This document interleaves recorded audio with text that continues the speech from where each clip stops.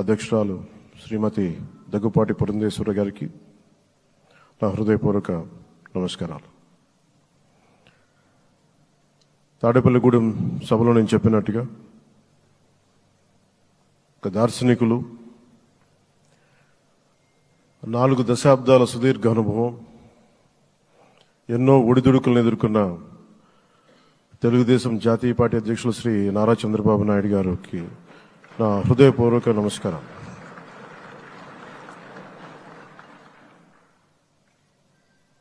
గత దశాబ్ద కాలంలో రాష్ట్ర విభజన జరిగినప్పటి నుంచి ఆంధ్ర రాష్ట్ర ప్రజలు నలిగిపోతున్నారు. గత 5 సంవత్సరాలుగా మరి రాష్ట్రంలోని విపత్కర పరిస్థితులు తెలుసు. మనందరం సమిష్టిగా పోరాటం చేసి కలిసికట్టుగా ఉండి అద్భుతమైన మెజారిటీలతోటి 164 శాసనసభ స్థానాలని ఎన్డీఏ కూటమి దక్కించుకుంది. అద్భుతమైన విజయం. 21 పార్లమెంట్ సభ్యుల్ని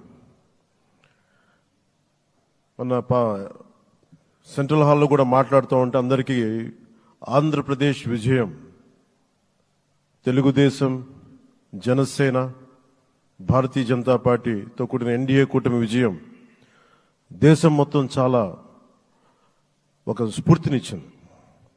ప్రతి ఒక్కరి విజయాన్ని వారి వారి రాష్ట్రాల్లో ఎలా దీన్ని ముందుకు తీసుకెళ్లాలి, ఒక్క ఓటు చీలకుండా అలయన్స్ అంటే ఎలా ఉండాలి అనేది మన ఆంధ్ర ప్రాంత ప్రజలు, మన ఆంధ్ర రాష్ట్ర ప్రజలు మనందరం కలిసి కట్టుగా చూపించాం.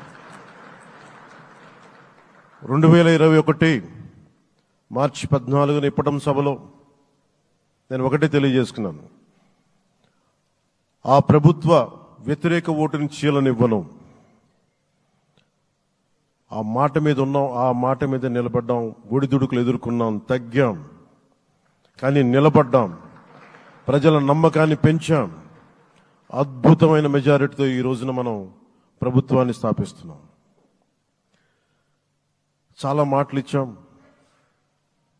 పొద్దున కూడా జనసేన లెజిస్లేటివ్ పార్టీ మీటింగ్లో నాయకుడిగా ఎన్నుకున్న సందర్భంలో మాట్లాడుతూ మనం చాలా మాటలు ఇచ్చాం.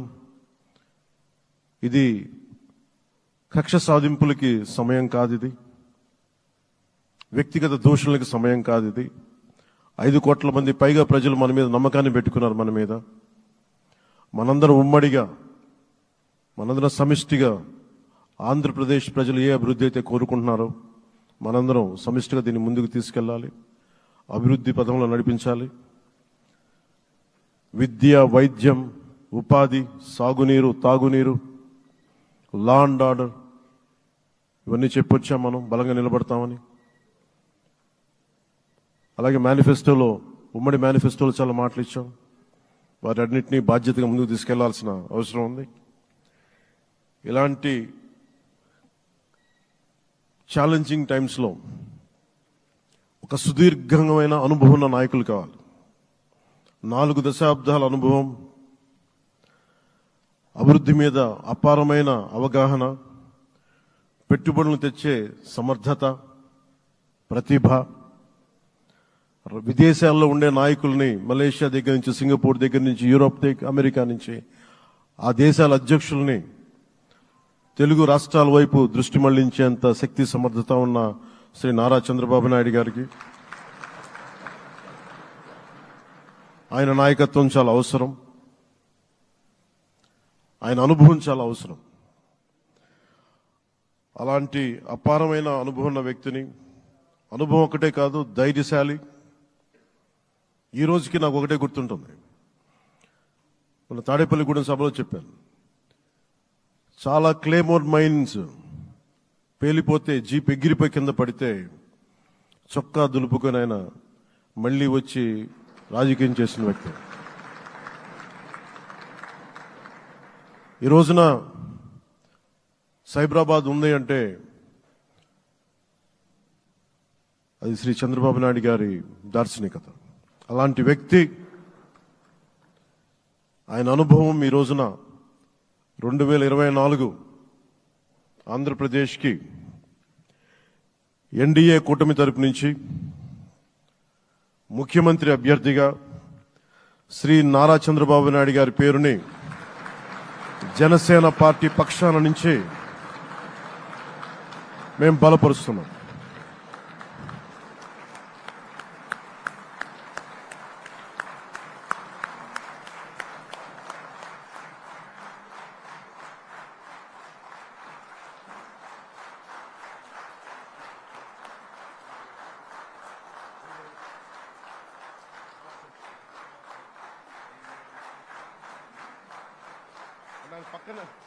ఇది నేను ఆయన పక్కన పెట్టుకుని చెప్పాలి. ఆయన నలిగిపోయారు. జైల్లో చూశాను ఆయన. పాపం భువనేశ్వర్ గారి బాధను చూశాను. నేను అనుకున్నాను, అమ్మ మీరు కన్నీళ్ళు పెట్టకండి, మంచి రోజులు వస్తాయని చెప్పిన మంచి రోజులు వచ్చినాయి. వారికి మనస్ఫూర్తిగా వారికి నా హృదయపూర్వక శుభాకాంక్షలు. మీరు అద్భుతమైన పాలన ఇవ్వాలి అందరికీ మనస్ఫూర్తిగా మీకు నేను తెలియజేసుకున్నాను సార్. సో ఇప్పుడు శ్రీ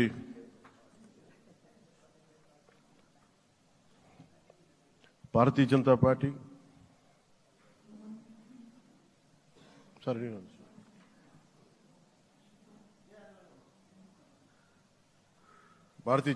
అధ్యక్షురాలు శ్రీమతి దగ్గుపాటి పురంధేశ్వరి గారిని వారిని వచ్చి వారి మద్దతు వారి సందేశం ఇవ్వమని కోరుకుంటున్నాను.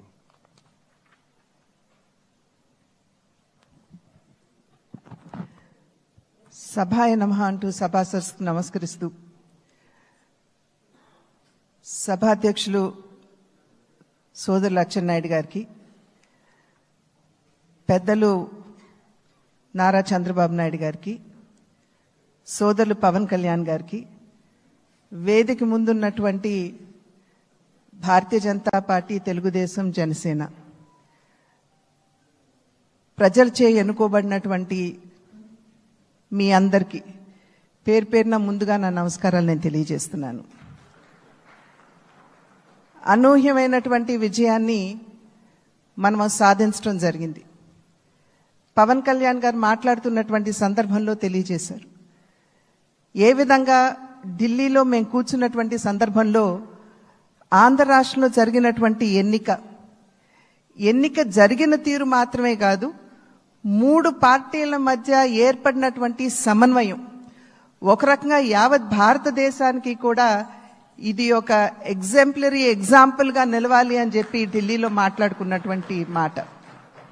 అటువంటి సందర్భంలో కేవలం ఇక్కడ ఉన్నటువంటి నాయకులకి మాత్రమే కాకుండా ఈ 3 పార్టీలకి సంబంధించినటువంటి ప్రతి కార్యకర్తకి పేరు పేరున నేను శిరస్సు వంచి నా నమస్కారాలు తెలియజేస్తున్నాను.